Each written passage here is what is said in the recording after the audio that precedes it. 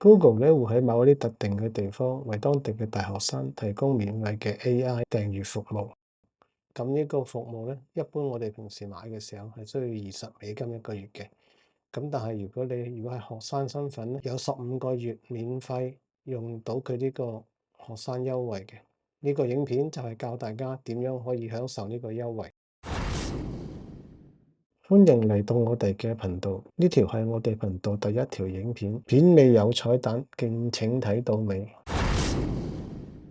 Google 咧提供咗幾個唔同嘅方法俾我哋可以用到佢個 LLM 嘅。其中一個咧就係呢個叫做 Google AI Pro 啦，就係 for 一啲 end user 或者係我哋普通人去用嘅。另一個咧就係一個叫做 AI Studio，咁咧佢就係俾一啲稍為有技術同埋小團隊去用嘅。另外一個咧就係 for 一啲企業去用，咁分別係呢三個。咁我哋今次會做嘅咧就係 AI Pro 呢一個。咁佢包括咗啲乜嘢嘅咧？咁佢有3個 tier 嘅。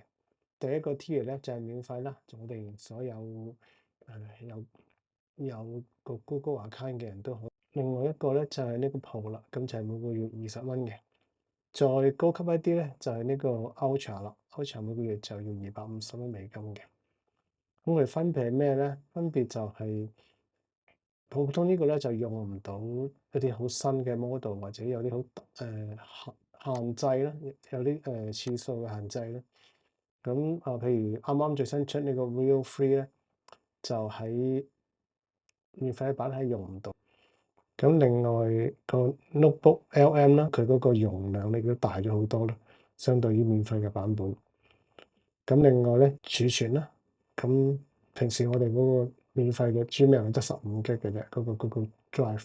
咁但係如果嚟到 Pro 呢個咧就係2個 T 嘅，如果去到呢個 Ultra 咧有30個 T 嘅。另外收費版本同埋免費版本最大嘅分別咧，我哋可以喺唔同嘅 Google App 裏邊，譬如係Gmail 啦，用到嗰個 Gemini 幫你做嘢，幫你回信啊，幫你去 summarize 啲嘢咁咧。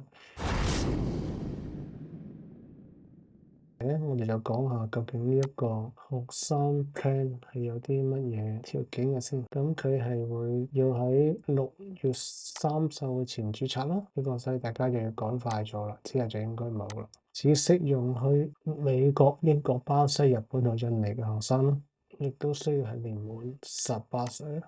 咁點樣註冊呢？註冊之前咧有2個先決條件嘅。第一個，我哋成個註冊過程咧都要用 VPN 連住去美國嘅。第二個，我哋需要一個大學嗰啲郵箱嚟收一個驗證碼，確認你係一個學生嘅身份啦，先可以用嘅。最重要係呢兩樣嘢嘅。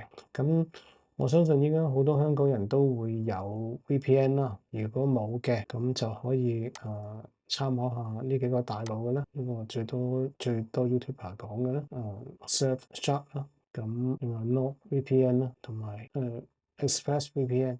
咁呢3隻咧，佢哋分別都有30 day 嘅退款嘅保證嘅。咁我因為之前有個 project 做過，都分別試過佢哋嘅30 day 退款出嚟都係快冇嘢，唔會好似有線電視咁多嘢講嘅。咁我自己咧就依家係用緊Nord 呢個嘅。咁原因係當時喺大陸用得比較好啲，我親自試過。咁如果大家都揀呢一個咧，可以喺我下邊嗰條連結咧，就入去註冊咧，我就會有3個月免費嘅使用嘅。只係咁啱我用開，而且我嚟緊都會 cut 嘅添。咁至於點解要用佢咧，係咪都要用咧？咁就唔係嘅。咁因為今次指定要用美國 IP 咧，我暫時叫大家可以試下申請先。咁嚟緊咧，我會有一個節目就係教大家點樣唔使用呢啲 VPN 都做到我哋唔使用錢。嚟緊我都有個節目係教大家唔用錢都可以行到走到呢啲咁嘅需要 VPN 嘅服務嘅。咁講到呢度，咁你哋梗係要訂閱同埋撳咗個鐘仔，咁我出新片你哋先知道啦。好啦，咁你哋要做嘅就係註冊一個新嘅 Google 嘅賬戶啦。因為好多人試過咧，就係用舊賬戶嘅時候咧，會搞亂咗自己本身。譬如你喺香港有用過 Google Pay 嘅，咁佢唔會成功嘅。咁所以有一個新嘅賬戶就會乾淨利落啦。由頭到尾講一次，咁一般情況你開咗個 Chrome，你應該會有一個所謂嘅 Google account 啦。咁喺呢度咧就可以喺呢度開始嘅。成件事咧你都需要綁住一個 VPN。咁我呢度咧就係你見我係綁住咗美國西雅圖嘅一個節點啦。咁要點樣 check 到你個 VPN 嘅節點咧？咁咧你可以去呢叫 IP.me 呢度，你就會見到佢係有個 IP 啦，就係我啱啱呢個 IP 嚟嘅。咁個西雅圖啦，美國，咁呢度就有個 postcode 嘅，呢個 postcode 我哋之後都會有用嘅。確保咗你喺獲咗一個美國節點之後咧，你就可以開始建立一個新嘅 Google 賬戶啦。咁你會喺撳翻你依家呢個賬戶呢個 icon 啦，加一個新賬戶。建議全程都用英文就會順滑啲嘅。創建新賬戶啦 ，for personal use 啦，可以隨便入得噶啦。咁樣咯，隨便入嘅啫。出生日期呢度咧就要留意一下，咁日子就冇所謂啦。年份咧，因為你係一個學生身份，咁佢講咗18歲或上嘅，咁我哋大概就睇下2006，咁佢就你可以揀一個或者自己再整一個啦。咁我哋整個新嘅，佢要你入個 recovery 嘅密碼啦。OK，照入啦。佢 confirm。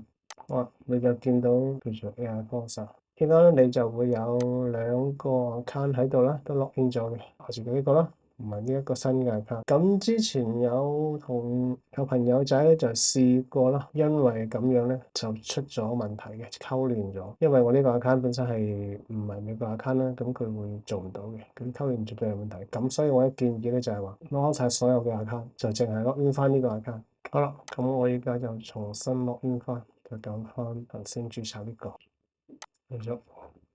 咁跟住咧，佢呢度就想你 set 一個地址嘅。呢個地址set 唔 set，我試過都成功嘅。不過就今次我哋就照 set 翻個地址俾佢啦。譬如西雅圖啊嘛，我哋揀呢個啦，西雅圖。咁佢會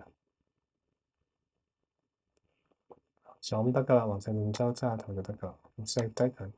好啦，跟住落嚟咧，我哋又去翻 Gemini 呢個位置啦。所有 link 我都會擺喺資訊欄嘅，大家可以放心。好啦，咁我哋就繼續啦，揀個學生優惠。佢就話啦，15個月嘅，就6月開始到15個月。咁要做嘅咧就係去確認你嘅學生身份啦。確認學生身份咧，就係用一個EDU 嘅郵箱嘅啫。咁你入嗰個郵箱地址啦。咁郵箱地址喺邊度攞咧？就會去一個呢個叫做 eTempMail.com 呢度。呢個之前係唔得嘅，最近佢又唔知點解得咗，咁啊大家就把握機會啦。呢度係可以轉有幾個 domain 俾你揀嘅。咁我哋睇翻有4個 domain啦。咁咧就因為好多人做啦，咁好多人都揀緊呢一個，有時會有少少問題。咁我自己就中意揀呢個嘅，咁都影響唔大。但係我試咗幾次，呢個就 OK 啦。整完之後，佢就 send 咗一個 email 俾你啦，copy 翻。咁之後咧，你就會喺呢度收 email 嘅，收翻個確認呢個啱啦，睇次先。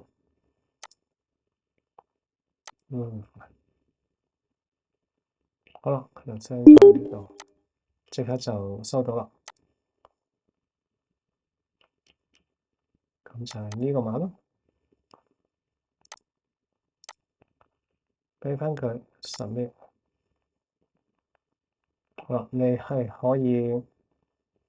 以用啦。話俾你聽，你可以去 subscribe 訂閱呢個學生嘅咁我哋繼續啦。然後佢就需要你加一張信用卡，講到明係你2026年9月14號之前係唔會差出嚟嘅。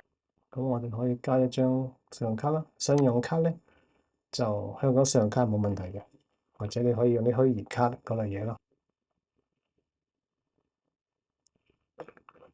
然後名用翻真名啊！呢個跟住落嚟呢件事係成個過程最重要噶啦。就算你一係香港卡都好啦，呢個地址你都係揀美國嘅，而個 zip code 咧，你就隨便揀一個 zip code 就得㗎啦。咁我就跟翻呢個 IP 呢度俾我嘅，我就落翻去咯。就咁輸轉。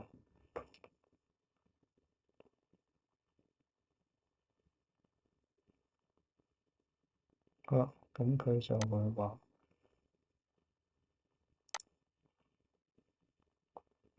從今日到9月24號2015嘅 free 嘅，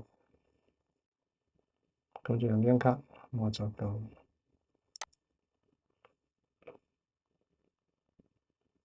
好啦，咁就成功 subscribe 咗㗎啦。我就去翻 Gemini 睇睇，咁咧你就見呢個 account 咧，佢就已經有一個鋪嘅 account 啦，鋪嘅 plan。咁我哋睇翻我哋個賬戶啊，賬戶就變成一個2T 嘅賬戶啦。睇翻我哋嘅 payment subscription，佢都寫到明係到2026年9月24號先至有㗎。咁當你搞掂晒所有嘢之後咧，如果你驚你唔記得咧，你就喺呢度 cancel 翻個 subscription，咁咧你就會喺呢日之前都可以用，搞掂晒，咁就用到出年。